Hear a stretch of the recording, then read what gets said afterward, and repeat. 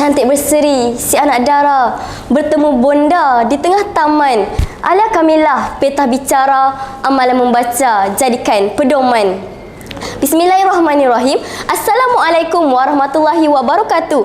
Nama saya Nur Alia Kamilah binti Nur Hisham. Saya berumur 17 tahun dan bersekolah di Sekolah Menengah Kebangsaan Agama Pahang yang terletak di Muazzam Shah, daerah Rompin. Saya mempunyai hobi iaitu membaca dan bercita-cita untuk menjadi seorang doktor pakar bedah. Pada hari ini, saya akan membuat satu resensi buku dan saya telah memilih sebuah buku yang bertajuk Semusim di Mahsyar. Semusim di Mahsyar merupakan hasil karya ketiga seorang penulis novel yang sangat terkenal iaitu Hadi Fayad dan diterbitkan oleh iCast Tijarah Trading. Buku ini mempunyai 268 halaman bercetak dan cuma berharga RM29.90 sahaja. Semusim di Mahsyar bertemakan tentang penerimaan seseorang individu terhadap dugaan yang diberikan oleh Allah Subhanahu Wa Taala. Semusim di Mahsyar menceritakan tentang seorang wanita bernama Iklimah Salsabila yang hidupnya penuh dengan dugaan.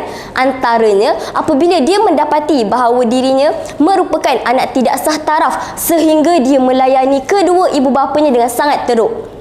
Cabaran terbesar hadir apabila Iklimah disahkan menghidap penyakit kanser hati. Dia perlu dibedah dan Khalif Haikal iaitu kawan lelakinya secara sukarela menjadi penderma. Namun, pembedahannya menemui kegagalan. Iklimah disemadikan selama 5 hari dan sepanjang perjalanannya di alam ghaib tersebut, dia ditemani oleh seorang wanita bernama Syarifah. Wanita tersebut sering membantunya ketika dia diazab dan Syarifah meminta Iklimah untuk mencari sebuah fata morgana bagi membebaskan diri daripada siksaan. Iklimah menemui sebuah fata morgana apabila dia melihat ayahnya yang sedang berehat. Dia meminta ayahnya untuk menggali kuburnya semula kerana dia masih hidup. Kubur Iklimah digali semula dan ternyata benar bahawa Iklimah belum meninggal dunia. Setelah sedar daripada perjalanan yang mengerikan, Iklimah mencari kedua ibu bapanya. Dia mendapati bahawa dirinya merupakan anak yang sah taraf tetapi keluarganya telah dilemparkan fitnah oleh seseorang. Dia juga mendapati bahawa penderma hatinya bukanlah Khalif Haikal tetapi ibu kandungnya sendiri. Setelah banyak perkara yang Iklimah lalui, dia insaf dan mula belajar untuk reda atas segala ketentuan Allah Subhanahu Wa Taala.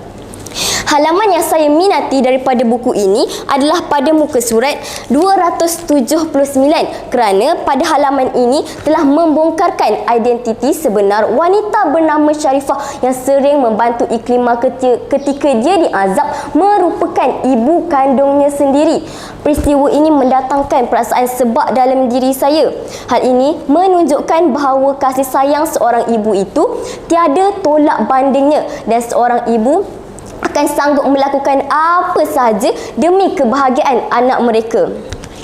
Pengajaran yang saya peroleh daripada buku ini adalah yang pertama, kita sebagai anak perlu melayani kedua ibu bapa kita dengan baik kerana ia merupakan amalan yang disukai oleh Allah. Dalam hadis, Rasulullah SAW bersabda, terdapat 3 perkara yang Allah sukai: solat di awal waktu, berbakti kepada kedua ibu bapa dan berjihad di jalan Allah.